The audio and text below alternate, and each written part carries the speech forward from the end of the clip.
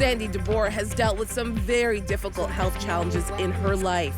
I spoke with Sandi at her home recently about how 100 Huntley Street helped her during her life-threatening cancer journey and ultimately led her to volunteer as a prayer partner.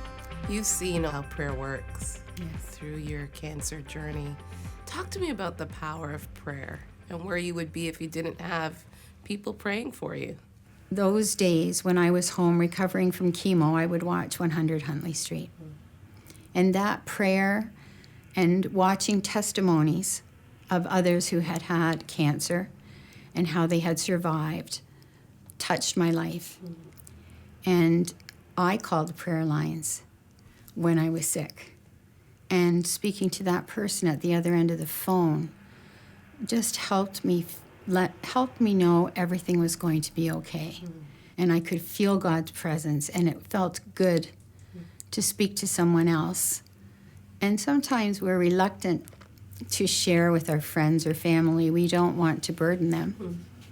But when you speak to a prayer partner, they're safe, and they're nurturing, and they don't judge you.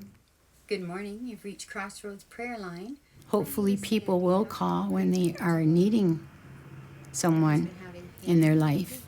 If they're lonely or sick, as I was, then they have somewhere to go. I understand. Tell me about maybe some of the callers that you've received that have kind of reaffirmed the need for the prayer lines. One of the kids I spoke to at one time in my life was a homeless girl.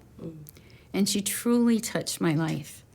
And at the moment that we prayed, she must have thanked me 100 times for being there. And I realized that I thank God that we have the prayer lines, that at that moment when this poor girl had no one else to speak to, she felt no one cared about her, that she was worthless and didn't matter, that someone was there to say, you matter. You're a very important person. God loves you unconditionally. We love you. We're here to pray for you. And we will pray for your future. Don't give up. That's why I am on the prayer lines. I love to pray for people just as someone once prayed for me.